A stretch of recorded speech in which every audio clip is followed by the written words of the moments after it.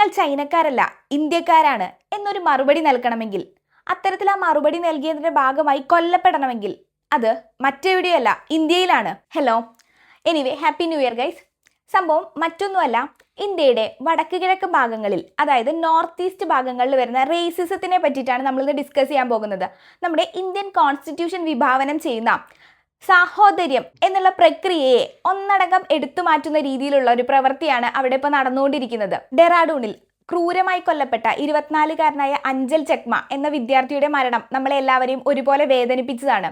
ഞങ്ങൾ ചൈനക്കാരല്ല ഇന്ത്യക്കാരാണ് എന്നൊരു മറുപടി നൽകിയതിന്റെ ഭാഗമായാണ് ആ ചെറുപ്പക്കാരൻ അവിടെ കൊല്ലപ്പെട്ടത്.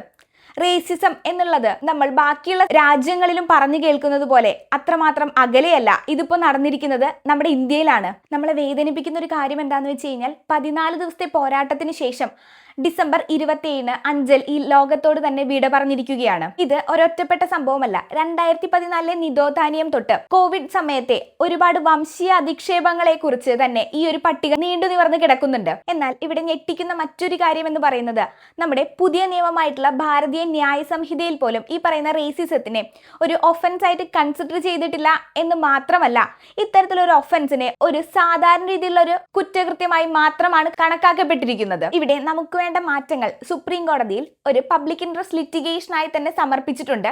അതിൽ പറയുന്ന കാര്യങ്ങൾ എന്തൊക്കെയാന്ന് വെച്ച് കഴിഞ്ഞാൽ, ഒന്നാമതായി വരുന്നത് ഈ പറയുന്ന വംശീയ അധിക്ഷേപങ്ങളെ ഹെയ്റ്റ് ക്രൈംസ് ആയി കണ്ട് അതിന് എഗെയിൻസ്റ്റ് ആയിട്ടുള്ള നിയമങ്ങൾ നിർമ്മിക്കുക. മാത്രവുമല്ല, ഇത്തരത്തിൽ റേസിസവുമായി ബന്ധപ്പെട്ടുള്ള കാര്യങ്ങൾ കൈകാര്യം ചെയ്യാനായി പ്രത്യേക പോലീസ് സംഘത്തെ ഏർപ്പെടുത്തുക.